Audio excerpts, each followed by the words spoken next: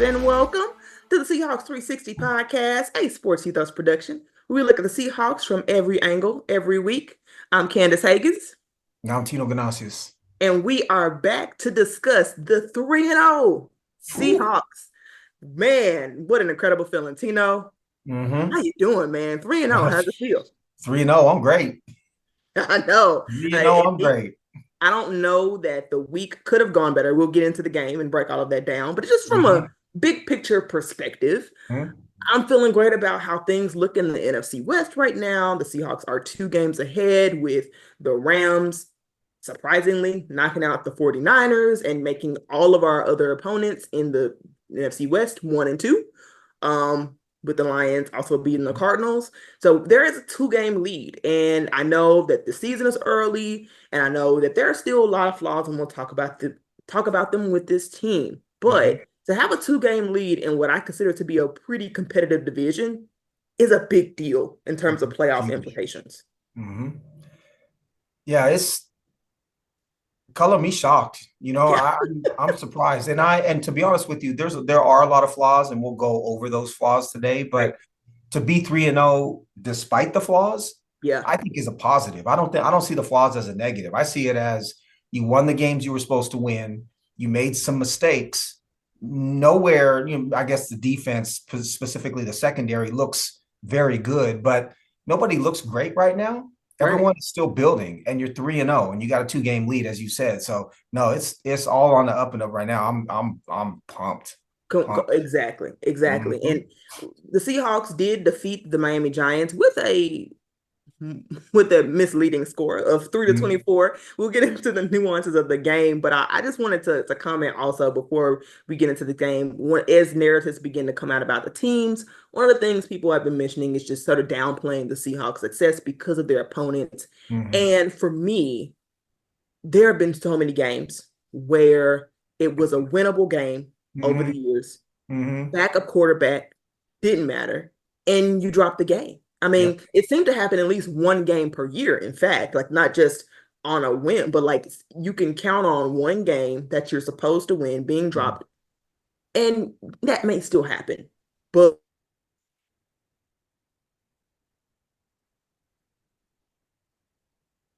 business. You still have to go out and you still have to play the games. And whether it was Skylar Thompson or Tim Boyle or whoever, they Mm-hmm. still had to go out and be dominant. And so with that, we can get into the game. A very hot and cold game, I Mm-hmm. would say, particularly from an offensive perspective.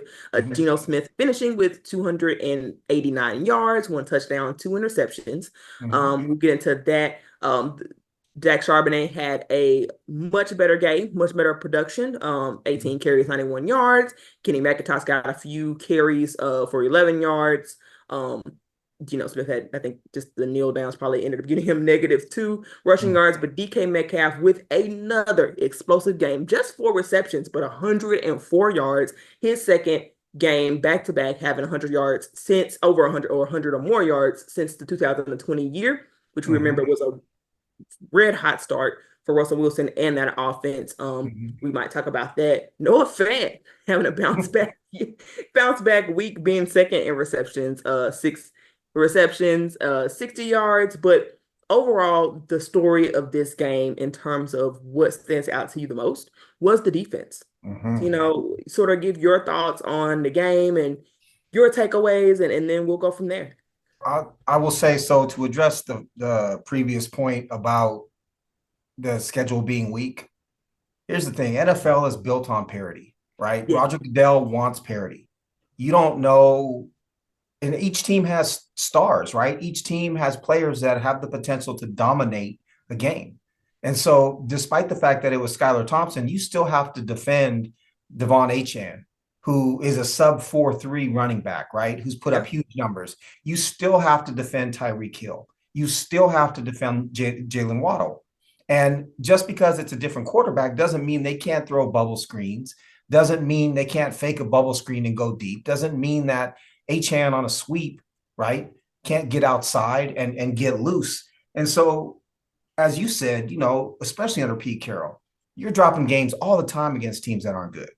And you see across, especially even in the NFC West, you see teams dropping games they shouldn't be dropping. So you got to go out and win each and every game. To me, looking at the schedule, yes, we can look at the schedule and say win, loss, win, loss. But the reality is, this is the NFL. It's the league, the league with the most parity of any major American sport, right? And that's Yeah, by design. So you still got to go out and win. And to win as handily as they did in this game, to me, is a testament to this team. My initial kind of thoughts are: A, I love that the offense is able to both run and pass the ball, right? There's a balance that I think is really important in today's NFL. I do think that DK's numbers are a little inflated because it was a blown coverage, but you still have yeah, to execute with the blown coverage, and teams don't always do that. So it was a 71-yard touchdown. It was a blown coverage, but Geno still has to connect. DK still has to catch it. I also think his speed and athleticism were on display because he was able to run away from the coverage once they got to him. But yeah, right. the story of this game, defense. Derek Hall, 2 sacks, four Yeah, quarterback hits. He's got 3 sacks on the year. Dodson had a sack. Draymond Jones had a sack. Jared Reed had a sack. Boy, and Mafe continues to be dominant. Um, Derek Hall, yeah, 4 hits on a quarterback is phenomenal, right? And then the secondary, the fact that you don't talk about the secondary, it means that they're doing their job. yeah. And this is the number one rated, I believe, the number one rated defense according to PFF. Yep. Um, DOA, I think, as well. Yep. so this defense has been phenomenal, and the players, some of the bit players, the linebackers, strong safety are new, but the reality is a lot of these guys are the same dudes that were here under Pete Carroll. So to me, this is coaching. This is Coach McDonald's voice resonating. And then players like Tyrese Knight had an amazing game, right? Tyrese Knight, where is it here? I got it in my notes. Is the third high this was per PFF. This was a Corbin K. Smith post Yep. that Tyrese Knight is the third highest rated tackler at linebacker so far through 3 games, and that he hasn't missed a tackle yet. So yes, is he talented? Is he doing a good job? Absolutely. But the coaching is clearly resonating with these players, and everything that we could have hoped for and more from the first 3 games from Coach McDonald defensively has played out. Again, this team has made mistakes. Geno threw 2 interceptions. One of them was not great. And, the running game was okay. And this team is still won handily by 21 points and is 3-0. So I couldn't be more happy with where the Seahawks are at and the fact that there's more room to grow. Right. Yeah, I want to start things with the offense, because I do think that there are a few interesting storylines to follow with the offense, and then we can definitely spend a lot of time on the defense because I think Mm-hmm. they deserve the time, and I want to end on a certainly a high note. So, like you mentioned, Geno threw 2 interceptions. I'm not super hard on him for either of those. I can see world where, especially the pick he threw in the end zone, I can get people's critique on that. I'm Mm-hmm. not going to, I think personally he's just in a tough spot. Like, do you give up the safety after on the brink of already being in that situation so many times and having Yep. those safeties actually happen? I get why he just felt like needed to play hero ball. Frankly, the offensive line has put him in that position where Mm-hmm. he feels like he needs to. It's a little concerning from the standpoint of you don't want him to have bad habits, but that's why you need like, a semi-functional offensive line, and that's not what he has right now. Right. Um, the pressure was pretty bad. The other one, he got immediately pressure. I'm pretty sure Anthony Bradford gave that one up. Immediate pressure on him. Ball got tipped. He tried to get it out to Charbonnet. Ball got tipped. Ultimately, another interception. I still feel like Geno played as well as he could, given Mm-hmm. the circumstances. I do wish that only one of those picks had happened because I think people were starting to recognize what he was doing despite the offensive line, and having those picks makes it harder to stand for him. But if you just watch the tape, I think Right. Geno is still balling out. Frankly, he just has to try to do too much sometimes. Or I'm not even gonna say he do too much. I really think those 2 interceptions were a little poor variance, right? You can't play quarterback without an offensive line that at least gives you, a couple of seconds, right? Right. It's Nobody can. Yeah. There were No. there were times when Brady was running for his life because or he's getting the ball out after, he's in the shotgun and he's not dropping or anything. He's just getting the ball and going because that line was so bad. And Right. so I don't know. I think I like to listen to some of the folks that know X's and O's better than I do. And they all love Geno Smith. They all say Geno Smith is criminally underrated. His Yep. ability to read defenses, to protect the ball, all those things are elite. And, we don't always see it play out in the numbers, but the reality is he's doing. Imagine Sam, and I'm a Sam Howell apologist. I love him. But imagine Sam Howell behind that line. He would have thrown 3-4 picks this last game, right? And this Yeah. game might have been 17-14 Dolphins, for all we know. Because Geno Smith makes great decisions and is as smart and accurate as he is. I agree. I think he did as much as he could with what he had in this game.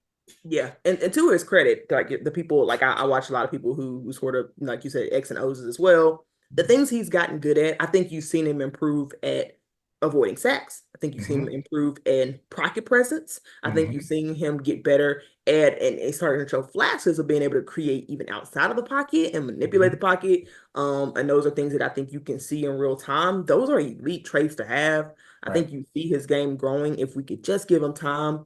That would be great. I agree with you moving on to your point about DK Metcalf and the numbers being inflated, but DK's been known to drop some balls, Yes. critical balls in time. So I still give him credit for that. Mm-hmm. It definitely was on a blown coverage, but that's what makes me optimistic is that when you look back to the last time that this team was 3-0, which I referred to earlier, was the 2020 year where Russell Wilson and this offense was red hot under Brian Mm-hmm. Schottenheimer, and they really came out guns a blazing.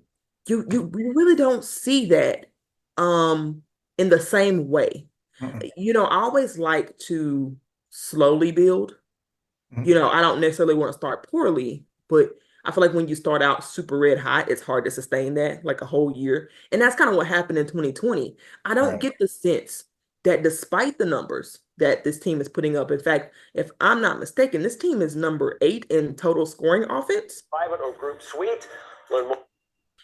And so I think that this team is still elite, right? This team is Mm-hmm. still having elite numbers in terms of numbers they're putting up. They're still a top 10 offense, and Mm-hmm. they have their top running back missing. They've got spotty production that you see these long droughts of not being able to get, or really they've been able to move the ball fine, but not being able to get points on the board as much as you Mm-hmm. like. Mm-hmm. And it's not because we saw that last year, and it was a lot because of the play calls were questionable. Situational football situations weren't always ideal. A lot Mm-hmm. more often than not, you're seeing the cause of these drives being killed, and it's one source, and it's Right. the offensive line. I Right. think if you could just have more pressure, I mean, more time, you'd see this offense kind of look like maybe even better than it did in 2020. Mm-hmm. But it just seems to me to be more sustainable because of the ways with which they are getting open, the ways of which they're manipulating the defenses. I Right. think it could last since we talked about having room to grow. The offense has plenty of room to grow, and that's what Mm-hmm. excites me the most. Well, Ryan Grubb is able to, so I should say this about the DK Metcalf blown coverage. You can also put pressure on a defense and force players to think and defensive players have to make decisions. And that's how you end up with the blown coverage, right? And I Yep. didn't look at that play well enough to know what was going on. I'm not inside the defensive players' minds, but Ryan Grubb has been able to scheme plays and scheme yardage, positive yardage with his play calls. And I don't know that you could say that about Shane Waldron very often. And he's able to make stuff out of nothing. When you have a bad line and you have to be creative, right? It's when you have a bright mind like a Ryan Grubb, you can make something out of nothing. And I think that's a lot of what we're seeing. You're down to a third string right tackle, which we'll talk about.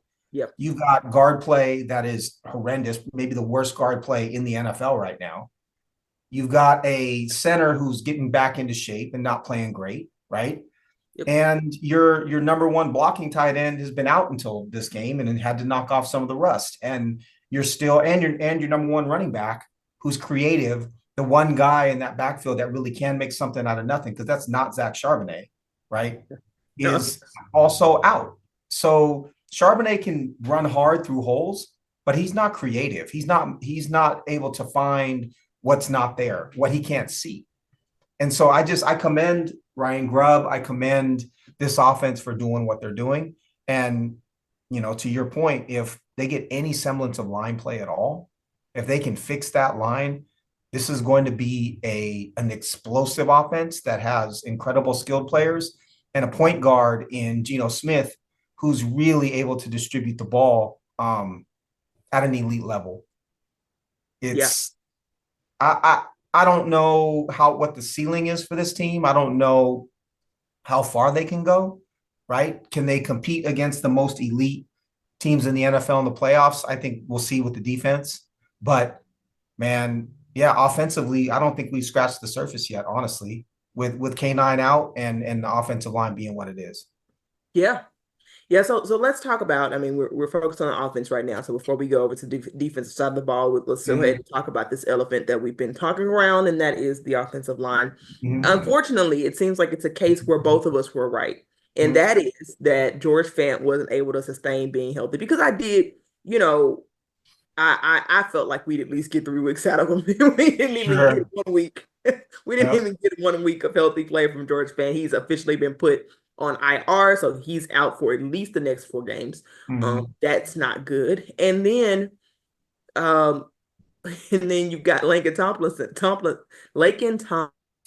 is as bad as I imagined. Seriously, I Mm-hmm. didn't imagine this, and it's about as bad as I thought. I Mm-hmm. did not anticipate Anthony Bradford being worse somehow than Lincoln.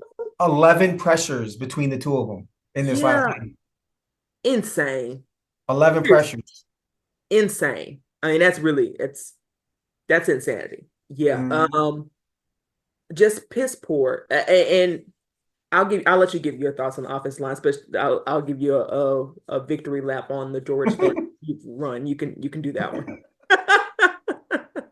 No, honestly, if Fant was healthy, I think Fant is an slightly below average right tackle that is still better than at his position than Tomlinson or Bradford as of right Yeah, now, right? right. Unfortunately, he's out. Stone Forsythe came in, played pretty, at least according to PFF, played very well. Um, I didn't see him. He didn't stand out to me. So but that that's interior is so bad that, and you've got to wonder, I think Jason Peters visited or was in Seattle, and I guess you play him. I don't know. He's always been a tackle. I guess you play him at right tackle. I don't know. We haven't seen, they're a little bit dodgy as far as committing to Christian Haynes as of yet. You would like to see him in that lineup, given the play of the guards, but they keep running on that left side with Cross and Tomlinson. Tomlinson's run grade was pretty good, and they have success over there. They've got to get this line in order. I think, every other aspect of this team, including special teams, is good, right? And the defense has the potential to be elite. And so if they can get the interior of this line in check and even just be average, right? Be able to just hold up for the time that Geno needs and the time that the wide receivers need to have these plays develop. DK Metcalf needs time to run routes. He's not sudden. He's not Doug Baldwin as far as getting off the line and be able to get into his route. That was a criticism coming out. That's why he's a third-round pick. And he needs time, right? You need time. There's no such thing as play action with this team because, your line's not going to hold up for long enough. Ryan Grubb loves play action, and he's not really able to run it in the same way. So I don't know. I don't know what the solution is. I don't know how much worse Christian Haynes can be than Anthony Bradford. I don't think it's much. I would love to see Laumea play a little bit. I'd love to even see Mike Jarrell play. Is Mike Jarrell really going to be worse than Stone Forsythe on the right side? I know he had a good grade. Stone Forsythe is not the answer.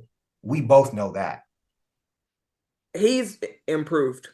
He's not a turnstile. And He's no, he's a brick wall. he's He's a not a brick wall that turnstile. you can And run right around. now we got bigger problems. So I He's a can't be brick worried wall. about Stone Forsythe. The offensive line is so bad that even I can't be worried about Stone Forsythe. Tino, that's a problem. Or that we're sad that George Fant got hurt, right? Like Yeah. that's that's just not a good place to be. And then we should touch on, and I'm not trying to be a jerk here, but we should touch on Abe Lucas. They don't know Yeah. that he's going to be back by midseason, right? They're talking about midseason now. And that's just I don't know that you can count on him at all at this point in time. I I'm think you're right, but frankly, I never really expected him. I think it would have been nice. I think it was a bonus to get him early, but I kind of always anticipated. I look, mean, that's kind of why I took the eight games. I got receipts on that one. We have to I took rewind the the eight tape. games, right? I took the eight games, Yes, right? you did say 8 games. You did say Right. 8. So I I thought don't he think he's would coming play back at more it. than 8 games I don't think he's coming back mid-season. at 8 games. You saw that tape that little video that I posted where I tagged or where that was posted where I tagged you, and he was running like what did he do? He took like 2 steps to his left and then jogged up field, and they were like celebrating it like he was coming back. Yeah. I'm like, man, I I'll agree. be able to do that when I'm 85. I don't know that that's nothing about him coming back to play right tackle, but yeah, this line is brutal right now. It's brutal. Yes, it's pretty bad. And I wanted to touch on something, and that's Mm, why I want to talk about the offense first. And I thought it's probably the first thing that I might find a little irritating about this regime. And mm, obviously, every regime, every coaching staff has flaws. Nobody's perfect. And mm, it may not even be it may not even sustain itself. We'll mm. see. But so far, I think I've talked about this on Twitter a little bit, but I get the sense they're putting a little bit too much emphasis on practice. Oh It yeah, you seems to talk be about that. that we are not taking advantage of promising young depth because of practice performances. And I Mm-hmm, just think that negates the possibility that some players just play better when the lights turn on. Like, for mm-hmm, example, Kenny McIntosh, who didn't get any snaps, despite, I mean, Zach, one running back playing all of the snaps. I've never said, I don't know if I've ever seen that's not really a thing I see mm-hmm, ever in the mm-hmm, NFL today. And so for us to do that, basically 2 games in a row, you want Charbonnet healthy the rest of the year. He can't sustain this load. I think people assumed that Kenny McIntosh would just be really bad then. That then there mm-hmm, must be some dramatic reason why he's not playing. And Kenny McIntosh, it's 3 carries, but he averaged 3.7 yards. He actually had a better pass pro grade in a small sample size than Zach Charbonnet. So right. I'm confused. There's dramatic drop off to explain why Kenny McIntosh is not getting any snaps. Mm-hmm, They just seem to maybe he's not practicing well. But when the light, and that's what happened in training camp, right? We saw Kenny McIntosh be basically tossed to the side. But then mm-hmm, when the preseason games happened, he all of a sudden came at the life and ultimately won that spot back. This is a guy who you've seen to be a gamer, and yet you're still reluctant to give him snaps. Same thing, I think, with Christian Haynes. mm-hmm. The only thing I can think of is that at least with Haynes, maybe McIntosh, maybe they don't know all of the assignments 100%. That's the only thing. Because from an athletic standpoint, both of them should be able to play and hold up, right? But if you have if Haynes is going the wrong way, right, on a play, and he puts Geno Smith at risk, or if McIntosh isn't able to pass block, right? Because that's the big reason why a third down back doesn't get into the game typically. And I know he can carry the ball a bit on first and second, but the reality is you would love to see him as a third down kind of change of pace type back, Right. with Charbonnet. But the reality is, if they're not confident that he can pick up blitzes and they're not confident that he knows the assignments, you're not going to play. That was some of the attraction of Holani in the first place. Was Holani was a little bit more solid in that respect. So I wonder too, with the exception of Tyrese Knight, I wonder if this coaching staff is going to be less apt to play young players and rookies, because there are staffs that are that way, right? In every sport, you got coaching staffs that just say, you know what, I'm not going to play. Tom Thibodeau, in basketball is one. He doesn't like playing young guys. He wants the guys. He wants his That's what's his name, Gibson, yep. Derrick Rose, all them guys. That's who he wants to play. And I think there are coaching staffs that are that way as well. And I wonder if Coach McDonald is that way because Tyrese Knight is playing, but Christian Haynes isn't. Byron Murphy, even, who's been touted as a potential defensive player or defensive rookie of the year, is in rotation, and he's not getting in the game all that much, right? It's not as much as you would have expected out of a first round pick. So I think that could be playing into it as well. Yeah. As far as Haynes goes, and for all intents and purposes, McIntosh is a rookie. Um, so that might be it.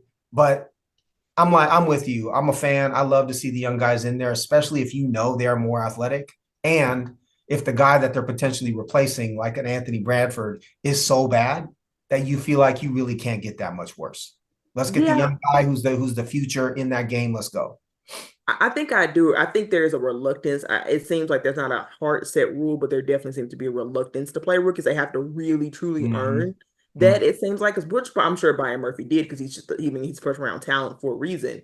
But to your point, if that's true with the Kenny McIntosh, I mean, in terms of pass pro, Mm-hmm. one, I take that with a grain of salt because you got no unhealthy Noah fan out there getting blown up by blocks. Yep. Um, he's not. I mean, I give the guy some credit. He's not healthy. Obviously, he's been on the injury report, but he's Right. gotten blown up, man. If you got him out there, you can play Kenny McIntosh. I think it's a valid criticism if with the play or the understanding of assignments, maybe. With McIntosh, I still take that with a grain of salt because I mean he's a third down back. I mean, give him like what 1/4 of the playbook and then let him do that. I mean, it's Yeah. not that hard. Right. For Christian Haynes, I can understand it a lot better. I also know they might want to try the continuity approach, and I'm Right. sure that might be a factor. Right. I would prefer Christian Haynes for this reason and this reason alone. I'd actually, some people have debated should Christian Haynes just take over for Lincoln Tomlinson because he's also so bad. In my opinion, I think you're better off keeping Lincoln as long as he can stay on two legs and replacing Anthony Bradford with Christian Haynes because even in Christian Haynes' limited reps, he showed flashes of really good Mm-hmm. run blocking. He struggled in pass pro. But at least you know that. Anthony Bradford is frustrating to me because he's supposed to be good at one thing, the Mm-hmm. run game, and Mm-hmm. he's not. He's not Mm-hmm. consistent in it. I'd rather have the rookie who is at least bad at one thing, but consistently good at the other. So you Right. can scheme around that. You Right. can, Ryan Grubb can scheme around knowing the strengths and weaknesses of each of his players, and he can work with that. And so can Gino, quite Mm-hmm. frankly. But man, if Oh, you, Anthony from snap to snap, you don't know what you're getting from Bradford, and right. he's shown good flashes.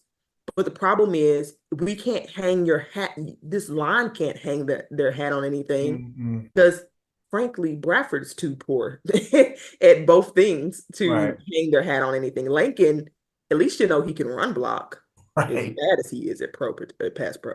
I'm nervous that they're going to become left-handed, Yeah. right? And that defenses can scheme for that Yes. because Tomlinson and Cross are both, pretty good run blockers.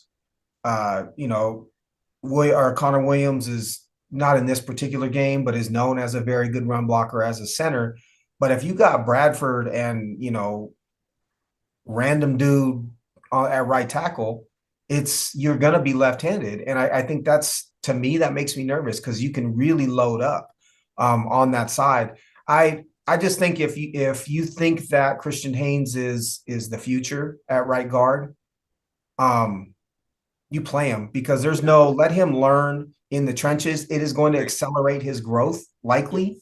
And at least you'll have an answer as to whether he is the one to continue. Right now, you're just getting horrible play. You might as well have some development and some future from that poor play. Is that he's learning something to get better, unless they believe Bradford can get better. But I don't see it as of right now. I really don't. No, he's the And same player he was last year. the other issue with this particular year is the more this line continues to play poorly, the more you put Geno Smith at risk for injury, right? Right. And that is this entire year's success is predicated on Geno Smith being healthy. Because as much as I love Sam Howell as a prospect, I don't think Sam Howell is leading this team to any kind of success in the playoffs in 2024. So I I don't know. I don't want to be a downer, but I don't see, until you start playing some of the young guys, I don't see any upside with this line outside of being able to run to the left side and having a bunch of quick game stuff with the passing game. Yeah, agreed. All right. Mm-hmm. I think we said our piece on the offense and the offensive line. I think it's how a lot of people feel, but some things in particular I wanted to share and get off my chest. So, Mm-hmm. with that said, let's move on to the bright spot of this team, and that is this. I'm just going to say they're elite. I understand they haven't played tough competition, but the way with which they've played Mm-hmm.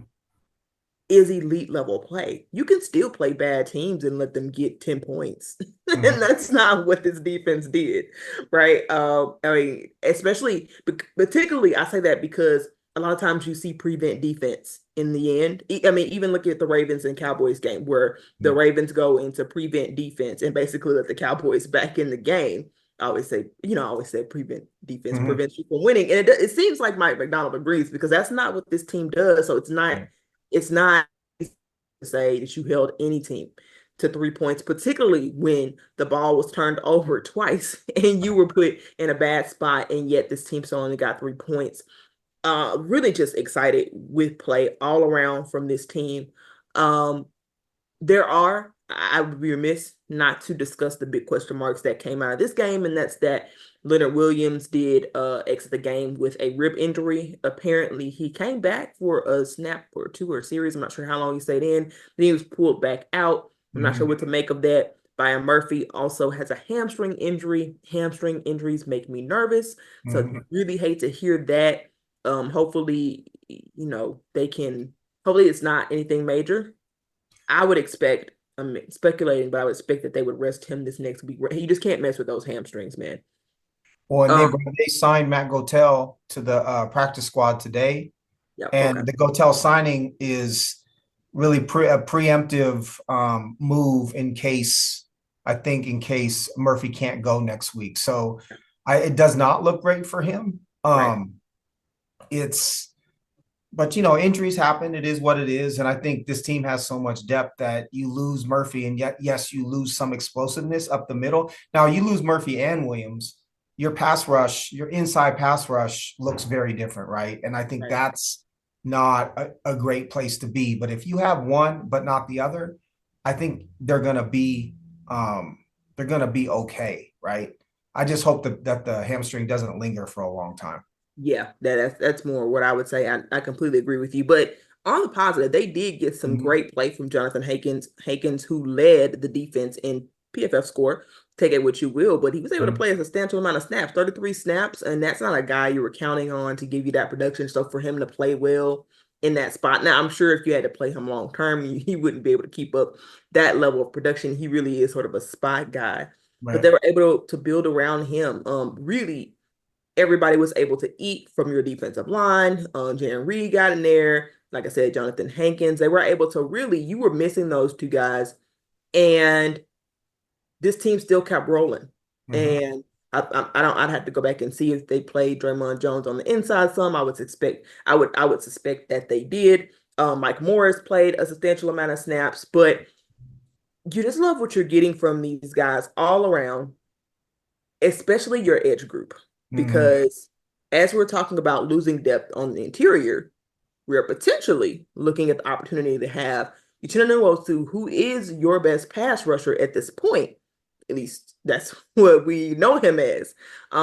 He's potentially coming back against this game against the Lions. Mike McDonald did say he'd get some practice time this week, so you got that reinforcement coming back. But Derek Hall has absolutely blossomed and these additional snaps. He had 2 sacks. I mean, he had four quarterback hits. He just Mm-hmm. lived in the backfield. He He's was a a beast. monster. He's a beast. He was an absolute monster. And his ability he seems like he has a little bit more bend than I Mm-hmm. remember seeing with him on some of the plays. He seemed like he has, I mean, he was always a power guy, but he seemed like he's added more speed, his ability to fight with his hands. You can just see, and Mm-hmm. I'm not super technical savvy, but you can just see the improvements. He seems more fluid, more Right. confident, I, all I around, love just overall better athlete. the level of athletic. I would say Mafe might be the best pass rusher at this point, but the level of athleticism that Derek Hall and Boye Mafe give you with those outside linebackers, right, or those edges, Mm-hmm. is different because they're so strong. Especially Mafe can really hold up that and establish that edge. If you Right. have two, incredible athletes on the edges, you can do all sorts of things with your defense, right? And I think you hope that Hall would be that guy after spending a second round pick on him last year, but his athleticism stands out, I think, even on television when you're watching him play this year. And whether it's Coach McDonald unlocking that or it would have happened anyways, I don't really know. But it does change the complexion of this defense when the pass rush is coming from either side. And when Williams and Murphy are healthy, it's also coming from up the middle, right? This is a really formidable front seven, and Derek Hall to me kind of rounds it out in a way that we haven't seen from this team in a long, long time. Yeah, definitely the most deep edge group you've seen because you Mm-hmm. also saw Jones had a good game Mm-hmm. across in both run and pass rush. I think he's shown some flashes here in pass rush, but just his run game, his run defense was so bad that he Mm-hmm. sometimes had to be taken off the field, but he held up well, at least in this last game. And so just super excited for having an edge group. And yes, you don't have a bona fide blue chipper yet, but I My face think close. yeah, My face close. I was just about to say, like, I think you might be seeing at least one Mm-hmm. emerge. And right now, I'll still give the crown to Chenna in terms of best pass rush because he's the more refined guy, more savvy. And we'll need to see what he looks like when he comes back from Mm-hmm. injury. Like if he still is, he might have taken a step back. He might not be the same athlete that he was um, after this injury. But I just the upside, even though you don't have that star, quote unquote, you have probably. I mean, I can't remember maybe Super Bowl years. The Right. last time you had a edge, the depth that you have, particularly when you want to look at the interior and the edges. I Right. just think it's such a well-rounded group on the front end, and to get quality and balanced linebacker play Mm-hmm. on the other end. I mean, Who best front knew? seven Hey, who in the knew? Super Bowl Who years. knew Dodson and Baker and your boy Tyrese Knight? Who knew that they would be as solid as they've been, right? This is a group that we both were very nervous about. And for me, it might have been part, I didn't know Dodson that well. I knew the grades, I knew some film, but I didn't know that he would be as, I think, solid assignment wise and physically solid as he's been. Baker's been in and out, but then now you have Tyrese Knight, who we both were kind of iffy on, Yeah, I was just down on. playing at a really high level, right? And if you, to me, that has to be coaching. There's no that he's the one player on this defense where I can point to and say that dude has been coached up to a point where he is a serviceable linebacker on an elite defense, and that's really saying something. But yeah, this front seven is formidable. It's tough. It's stout. It's athletic. There's a level of athleticism that where they flash in ways that are elite, specifically Mafe, Hall, Murphy, Leonard Williams, even to a certain extent. And we haven't even gotten to the secondary, and one could argue the secondary is the best part of this defense, right? Yeah, no, for sure. And I usually, was getting there, but I did want to say I was a little higher on Tyrell Dodson. I actually didn't know that much about Baker's game. I definitely had a bunch of question marks about him. And I flat out just I thought Tyrese Knight was gonna be a bust. I just didn't see anything on his tape that made me feel like like he didn't have good instincts on tape. And so for a linebacker to not have good linebacker instincts, I just felt like was an automatic poor recipe for failure. But again, Mike McDonald is officially the linebacker guru. So I think you take Tyrese Knight and you put him on any other team, and I don't think he's even getting rotation minutes right. because I think he needed to learn a lot in terms of instincts. But the way that Mike McDonald coaches these guys up, he simplifies the game in a way that he can just sort of Right. play, think less, and Tyrell Dotson mentioned something that I thought was interesting in terms of the coach told him on that stat that if he ever sees that formation, he can just go. Mm-hmm. And that just sort of gives me insight into who Mike McDonald is as a coach, Mm-hmm. because I think Tyrese Knight is being told similar things. If you see this, do this. If you Mm-hmm. see that, do that. And Mm-hmm. so when that's being the case, and really the game is sort of being spoon fed is not the right term I'm using, but when it's being broken down in a simplified way like that, then you get. I mean, he was always very athletic. That was never a question. You can put So that's you see the upside. you can put young athletes in a position to succeed quickly if you take the complexity away, right? And I think we're even seeing offenses go that direction where the offensive play calls aren't as long as they used to be in some offenses because they know they just want their players to react. They want their players to use their athleticism and their God-given talents instead of having to think first, right? Especially defensively, you want your defensive players to just move, just go, right? And by the time you're smart enough to be able to majority of them, by the time they're smart enough to understand what they see and make the decision on their own, their athleticism isn't there anymore, right? So if you bring in these young guys, you just want to take all the guesswork away and have them go. And I think that's some of the beauty of this defense. I will say too, when you look at the Ravens defense, specifically their front seven, you have a lot of really solid players. I'd say Roquan Smith was the one guy that you could point to as like an all pro. You know, you had David Ojabo and Odafe Owe, and you have Michael Pierce, who I think is very underrated as a nose tackle. You've got good players. Patrick Queen, I think, is a little overrated, but you've got this. All these guys are solid, right? Yeah. They're all solid, but Roquan Smith might be the one star. And then you've got the one star on the back end in Kyle Hamilton because Humphrey's not who he used to be. But I think the Seahawks, it's very similar, right? Where there's just a whole bunch of above average dudes. And with I'd say Mafe and maybe even Hall potentially better than above average, right? And a Murphy down the road. And it's a similar build. And if they're able to be assignment focused and do what they're supposed to do and be able to react with their athleticism and not have to think, which is coaching. Yeah, I don't. It's not a surprise that this defense is already elite if that's indeed how they're coaching them. So kudos to the coaching staff, man. They're seeing the right things, they're coaching the right way. It appears so far, and players are being put in positions to succeed, which is all you can really ask for from coaching, right? Is to put you in a position to best utilize your talents. One last point I want to make before I go on to the secondary and Mm-hmm. talk about that, because they also deserve plenty of praise. Mm-hmm. One other thing that Tyrell Dotson said in a presser that I found interesting, he's asked about how the defense was able to adjust to being absolutely ran on by the Patriots to holding this Miami rushing yards to 65 rushing yards total. Yep. And what I really loved Tyrell Dotson's answer.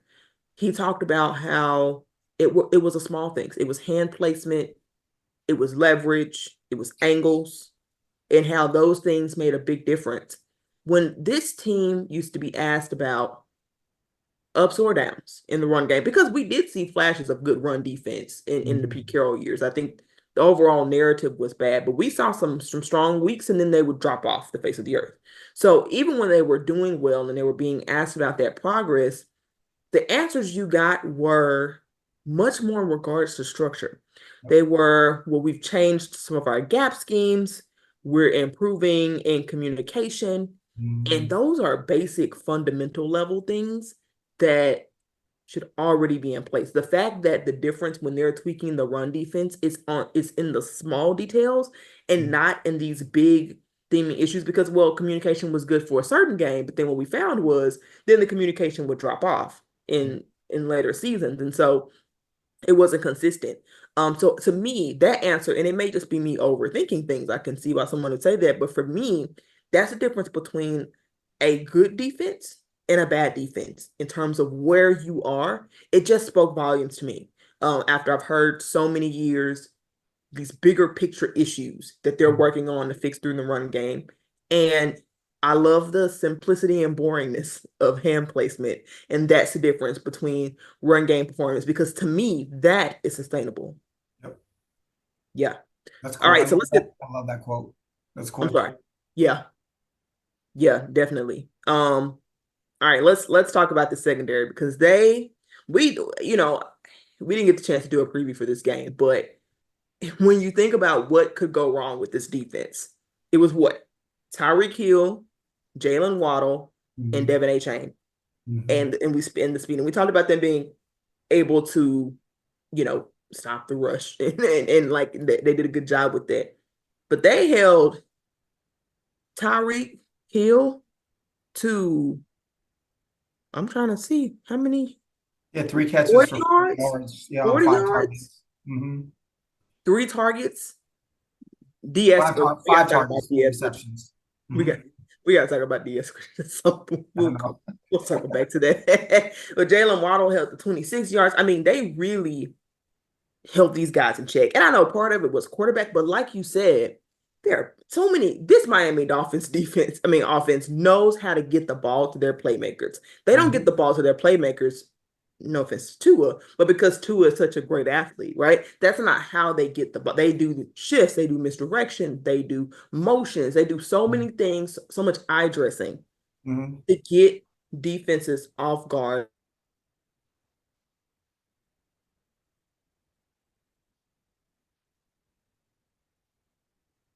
Devin Witherspoon and Ty and is he going by Reek?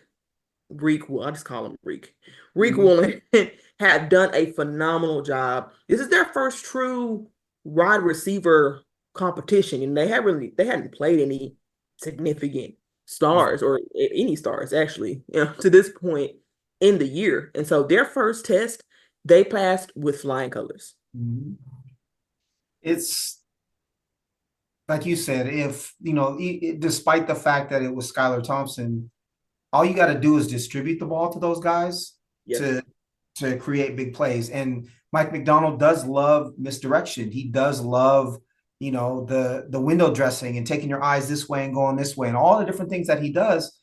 And none of it worked, right? And is some of that Coach McDonald? It might be, right? We've talked about how he's going to be able to compete with the Mike McDonalds and the Shanahans and the LaFleurs of the world, and that's why he was brought in. And surely that's part of it. But yeah, through 3 games, we're seeing like elite level play from Witherspoon and Woolen. And we'd be remiss if we didn't mention Trey Brown too, because Trey Brown's out there quite a bit. Yeah. And he's playing well, right? Julian Love is playing a really solid free safety. We've got strong safeties who are able to tackle and able to be assignment focused, right? And do the right things. It's really, really solid top to bottom. This defense is. Detroit is going to be a test because Detroit's offensive line might, at least coming into the season, was regarded as the best offensive line in football. Penei Sewell might be the best tackle in football. You've got, Amon-Ra St. Brown, who is the best, in my opinion, the best slot receiver in the NFL. So Spoon's going to get challenged. The stoutness of this defense is going to get challenged. Some of the Detroit likes to run play action. Goff is really good at play action. They're going to be challenged in that way too. Mm-hmm. So to me, this is also going to be a test. But man, this whole defense, as I said, top to bottom, every position looks to be solid through these first 3 games, and there's no reason at this point to really doubt that. Yeah, no, and to your point, Tyreek, I just tried to just double check the numbers here. Tyreek right now, given some teams have just played on Monday, Mhm. so he is 12th now in total coverage grade via PFF. I mean, Mhm. I think that is including some guys that aren't getting significant snaps. I'll probably go back in and like do a minimum coverage snaps. Yeah. So actually, yeah. So he's number 9 of guys who have gotten at least 20% of the snaps. Mhm. Um, I mean, it's funny because they've sort of gone back and forth. I think Witherspoon is still playing elite, is playing at such an elite level that he's sort of taken that next step. And it's Devin Witherspoon who seemed to struggle a little bit. Mostly, I think his penalties. I think his coverage has been fine, but because of the penalties, he's sort of gotten dinged from a grading perspective, and frankly, he's cost the team a little bit in that regard. He's got to clean that up, but.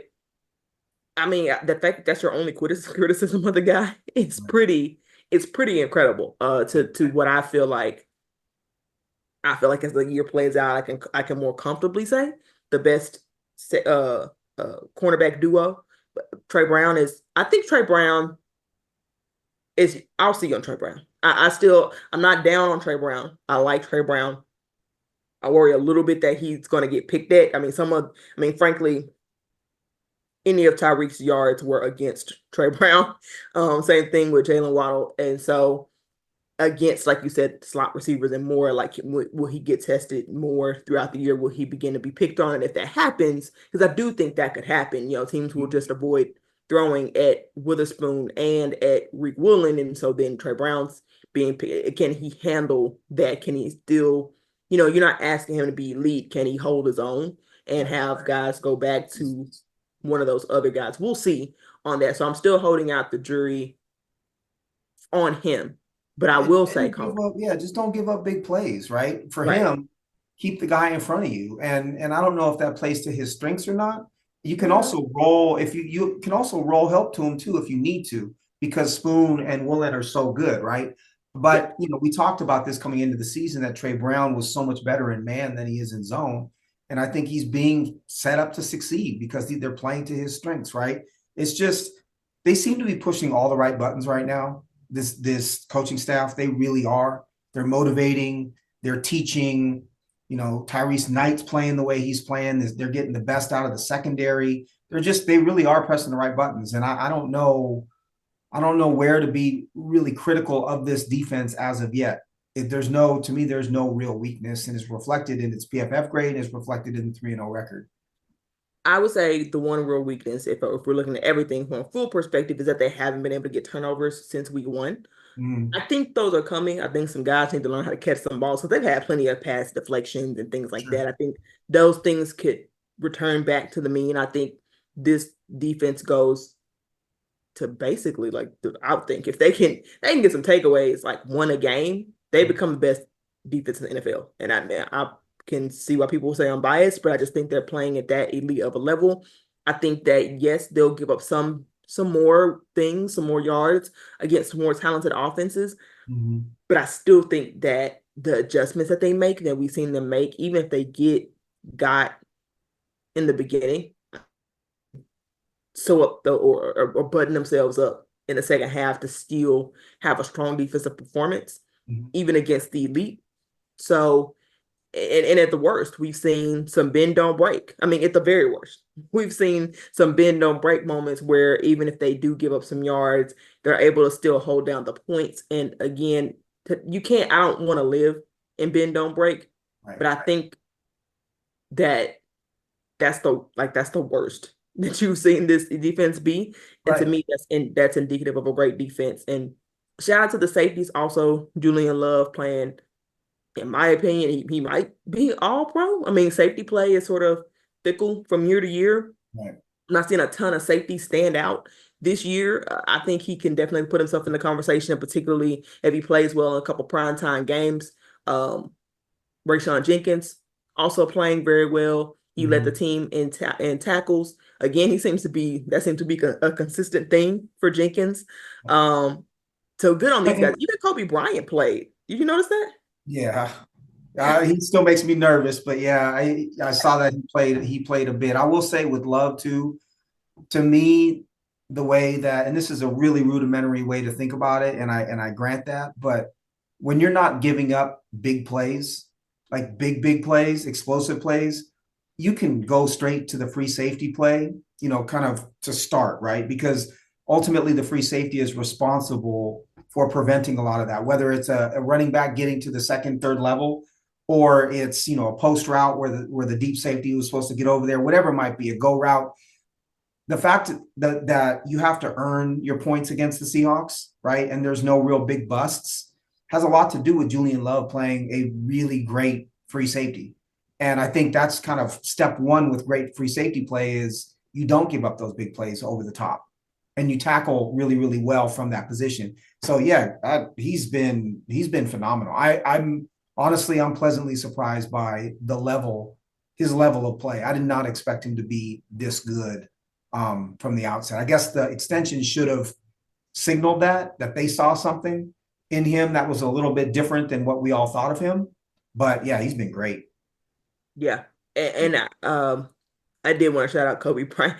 I think he might be Coach McDonald mentioned that he had done really well in practices, so they gave him the reps, Mm-hmm. again signifying to me that they're putting a lot of stock in practice. And I think Kobe Bryant may be the downside of that. Both he and Anthony Bradford, they might be better practice players, frankly, than they are like game players. I think that's kind of been a theme with both of them. Right. But um but anyway, well, hopefully no one takes advantage of that and we continue. Right. I think if he did struggle, but anyway, I just overall super proud of this defense, super proud of this coaching staff, and despite the flaws on offense, and despite the fact that they really need some just positive progression to the mean on that offensive line, Mm-hmm. um, I still am really high. And I think to your question earlier, if they can manage to, it's still early, right? But with the way they look right now, and with the way the confidence I have in the coaching staff, Mm-hmm. I think they could be a formidable opponent in a playoff situation. We'll see when they play the 49ers, when they play the Rams, though. I'm not sure they'll be as formidable of opponents as we thought. They've got a lot of question marks on injuries on both sides, on both teams, and both sides of the ball. So, Let me ask you this. So we can if you don't have anything else, I would love to get into this for 2 seconds. sure. What happens if this team comes out on Monday night in the D and shows out, right? What happens if it's national television, Monday Night Football, Detroit Lions, team that had Super Bowl aspirations, and this defense is dominant again, and the Seahawks win. The Seahawks are 4-0. Everyone's talking about them.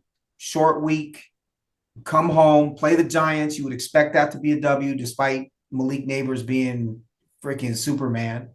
And all of a sudden, you're 5-0, welcoming the Niners into town, who are wounded. You don't know if Christian McCaffrey is going to be back. I would guess he's not going to be, Yeah, right? he's yeah, because that's right. He's eligible to return technically, but he's in It's Germany right now. there's So you can actually dream on some crazy stuff with this team if they're able to beat Detroit on Monday. And they're gonna they're gonna be all over ESPN if they do win this game, because then they're 4-0. It's Mike McDonald, new coach. It's the new it team, right? Playing incredible defense. So I don't know. I'm allowing myself to dream a little bit. And because if they get by Detroit, they've got the Giants next. And I would expect them to beat the Giants at home. I don't know. This team might end up being better than any of us could have imagined, which would be really, really, really, really freaking cool. I'll say this honestly. I think Mhm. even if that happened, which is not, I don't think it's far fetched. I don't think it's crazy. But I think the media would still be reluctant to crown this team because the offensive line is so bad. I think even when I hear people talk in national media, people want to give credit to this team, but everyone just talks about how unsustainable that offensive line looks. Mhm. It keeps being what I hear from different outlets and things as people talk about sleeper teams, and one of the few 3-0 teams that and the competition are the two biggest criticisms that I hear. And I feel in prime time they would get a little bit more credit, but Mhm. I think the conversation would be about what's wrong with the Lions, because they sort of struggled offensively. Like they haven't been offensively the juggernaut that they have been before. They're also banged up. I can see a world where the storyline then becomes more about the Lions than the Seahawks, because people Hey, always like to sleep on this team. I I'm think not it's going to take them beating the 49ers. Niners. Yeah, yeah, yeah. I Yeah, think it's going to take them beating the 49ers to be yeah. truly taken seriously. If they can beat the 49ers, then I think that's when the hype train comes, and it's a big deal. But Even if they lost say they lose a tight one to Detroit in Detroit. and then they're 3-1. You beat the Giants handily, which you would expect. You're 4-1, and then on a short week, you play the Niners at home and you beat them. You know, Then I think, yeah. then it's you're right. It's a different conversation. There's a new king of the hill in the NFC West. You know, you got to be afraid of the Seahawks now. What's wrong with the Niners? Is the Niners Yep. window closed? Do you sign Purdy to the $55 million all the different stuff that you would talk about the Niners' demise would start coming up along with the Hawks being this new team. And then of course they probably go to Atlanta the next week and lose. But you know, it's fun for me. That's Pete It's Carroll fun for PTSD. yeah, exactly. But it's fun for me to just dream on it. And I think as a fan and as a Seahawks fan, you can actually see some of that stuff is actually realistic.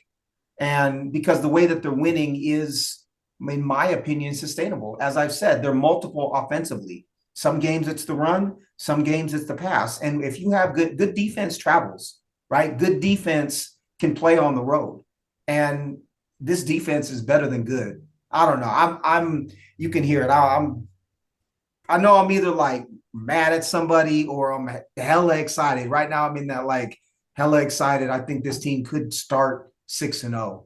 Well, I will say, Tino, I used to give you a lot of crap about being a super optimistic Yeah, homer. yeah. I do think that this coaching staff has even changed my perspective. Maybe we are both now super Mhm. optimistic homers. I don't know. I think I don't know if that's the case.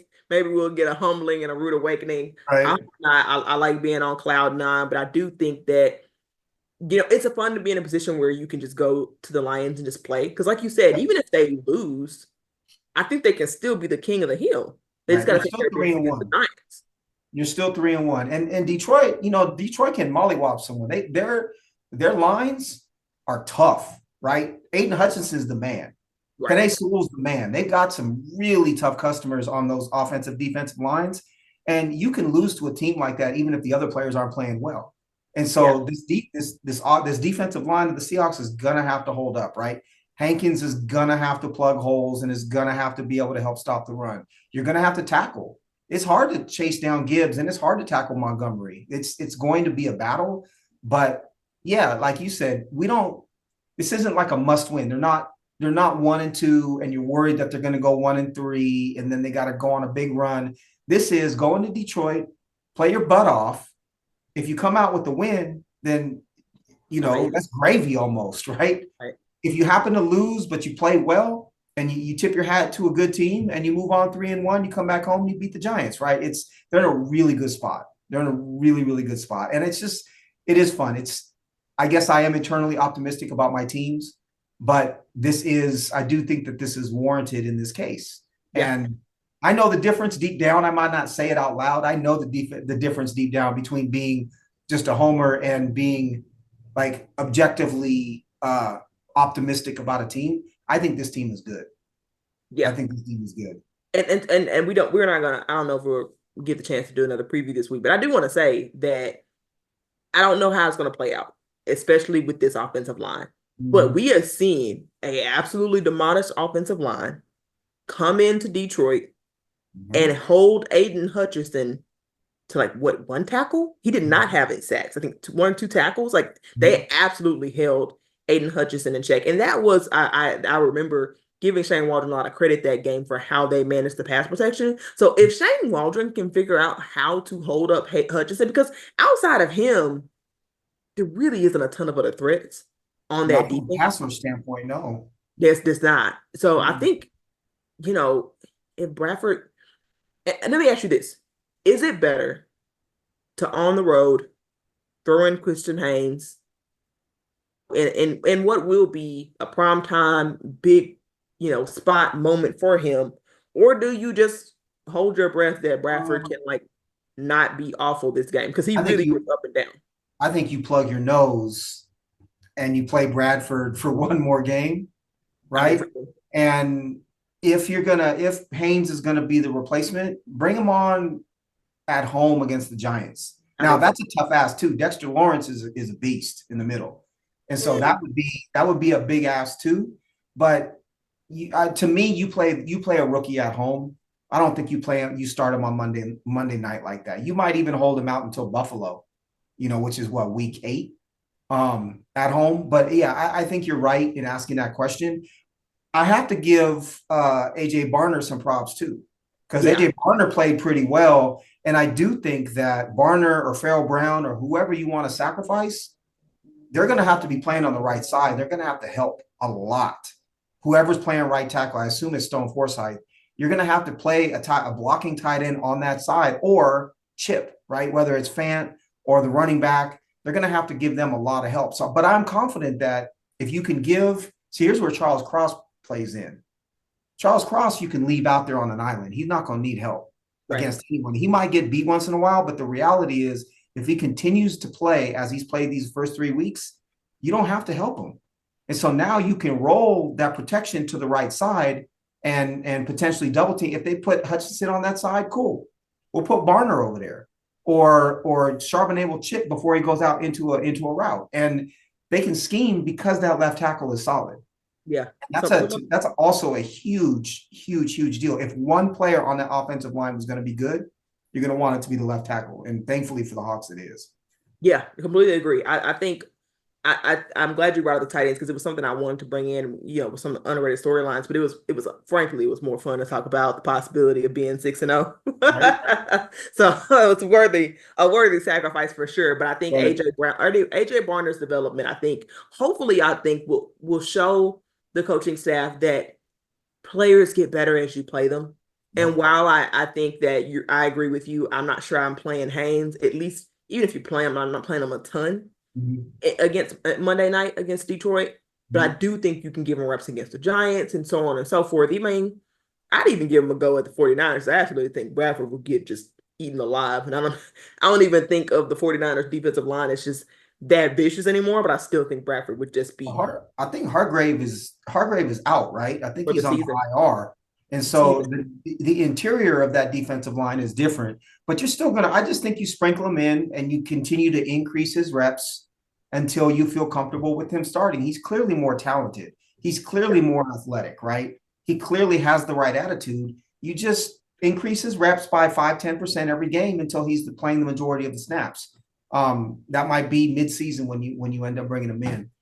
This is a great time, by the way, to do that. I hope that plan is able to work out for the Seahawks because the things are looking up for your 3-0 Seattle Seahawks. Can't say it enough. Just enjoy and bathe in this. And even if the season goes completely bad, I want to remember this feeling. I want to remember the optimism we have. And I still think that this team is in a great place for especially given expectations. So I think that's pretty much all the time we have for today. Tino, tell people where they can find you.